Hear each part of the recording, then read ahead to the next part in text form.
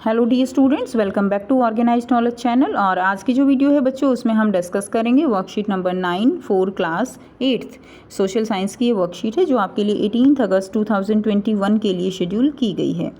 आज की जो वर्कशीट है बच्चों, उसमें हम चैप्टर 2 हमारा है फ्रॉम ट्रेड टू टेरिटरीज, उसी को कंटिन्यू करेंगे। और उसी को जो है कंटिन्यू करते हुए हम समझेंगे कि न्यू एडमिनिस्ट्रेशन जो है वो कैसे फॉर्म हुआ। वर्कशीट शुरू करने से पहले बेटा प्लीज़ चैनल को सब्सक्राइब कर लीजिए, बेल आइकन को प्रेस कर लो ताकि आपको आने वाली वीडियोस की नोटिफिकेशन वो मिलती रहे।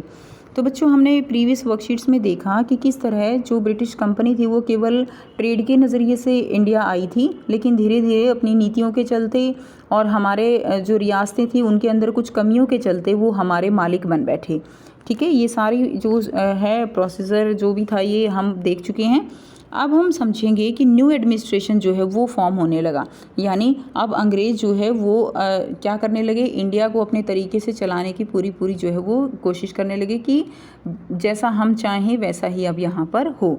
तो उसी के चलते न्यू एडमिनिस्ट्रेशन कुछ चेंजेस किए गए जिनको हम पढ़ेंगे। गवर्नर जनरल वॉरेन हेस्टिंग्स, ठीक है, जिनका कार्यकाल कब तक का है, 1773 से 1785 तक, was one of the many important figure who play a significant role in the expansion of company power। तो उनका एक बहुत ही इम्पोर्टेंट रोल था कंपनी की पावर को और भी ज़्यादा बढ़ाने में। By his time the company had acquired power not only in Bengal but also in Bombay and Madras. उनके टाइम में जो कंपनी है उसके पास केवल बंगाल की ही नहीं बल्कि बॉम्बे, मद्रास, उनकी भी जो है पावर, वो सत्ता जो है उनके हाथ में आ चुकी थी उनके कार्यकाल में। British territories were broadly divided into administrative unit called presidencies.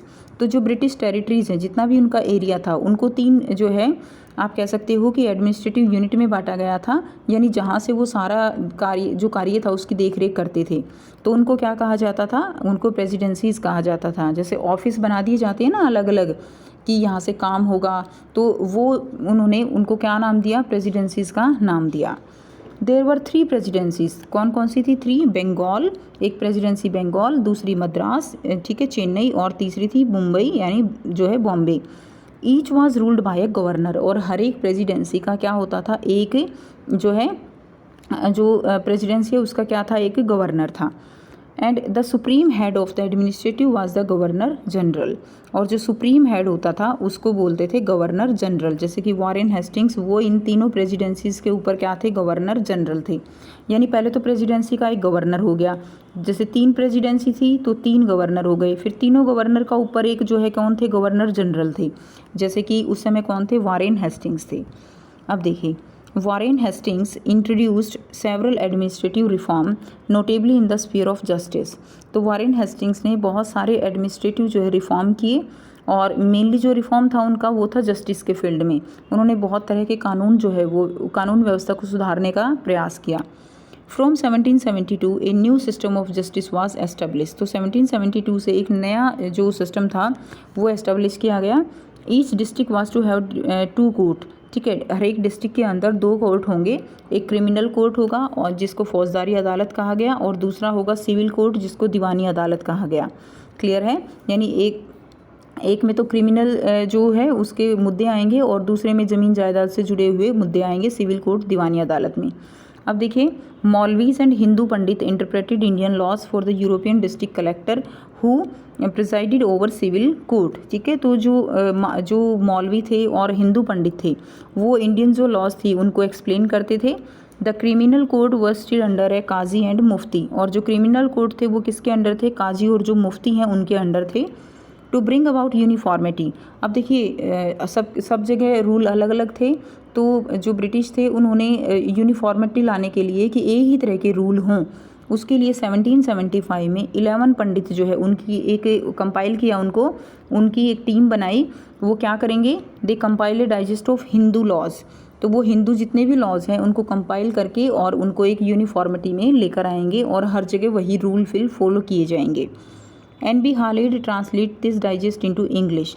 अब NB हालेड जो हैं, तो NB हालेड ने इसको जो भी रूल्स थे उनको इंग्लिश में ट्रांसलेट किया। By 1778 a code of Muslim laws were also compiled for the benefit of European जजेस।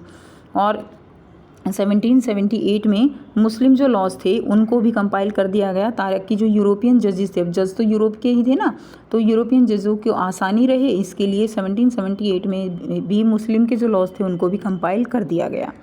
Under the regulating act of 1773 a new supreme court was establish. 1773 के रेगुलेटिंग एक्ट के तहत एक नई सुप्रीम कोर्ट बनाई गई।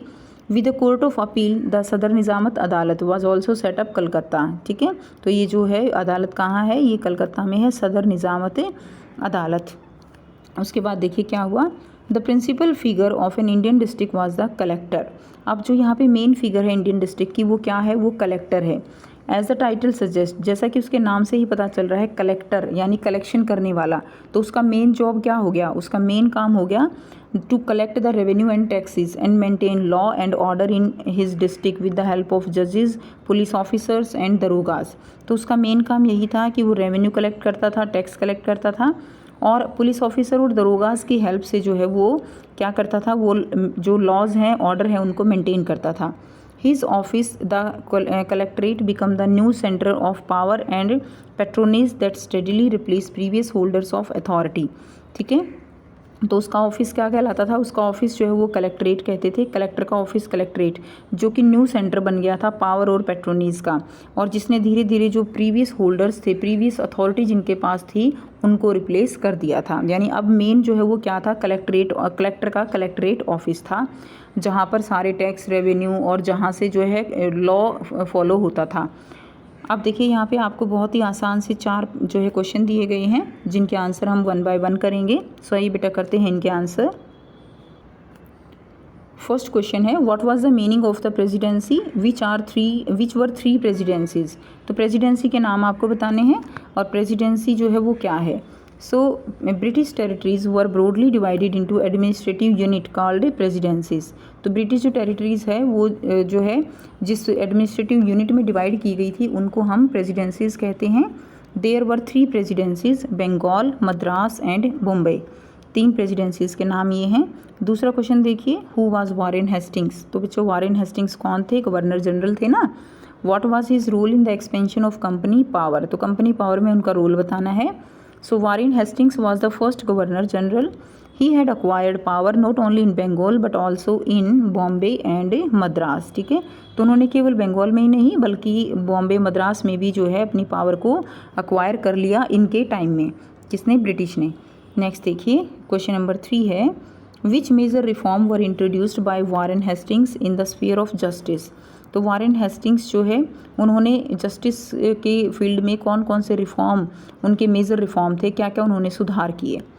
इन new introduce system each district was to have 2 court. ठीक है, एक क्रिमिनल कोर्ट जिसको फौजदारी अदालत कहा गया एंड सिविल कोर्ट जिसको दीवानी अदालतें कहा गया। हैव 2 कोर्ट आएगा, TWO2। ठीक है बेटा, 2 कोर्ट, एक क्रिमिनल कोर्ट थी और एक सिविल कोर्ट थी।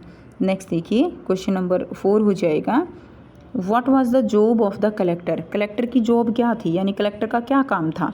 His main job was to collect revenue and taxes and maintain law and order in his district with the help of जजेस, पुलिस ऑफिसर एंड दरोगास। तो इनकी हेल्प से वो लॉ एंड ऑर्डर को कंट्रोल करता था और रेवेन्यू और टैक्स को कलेक्ट करता था अपने ऑफिस कलेक्ट्रेट में।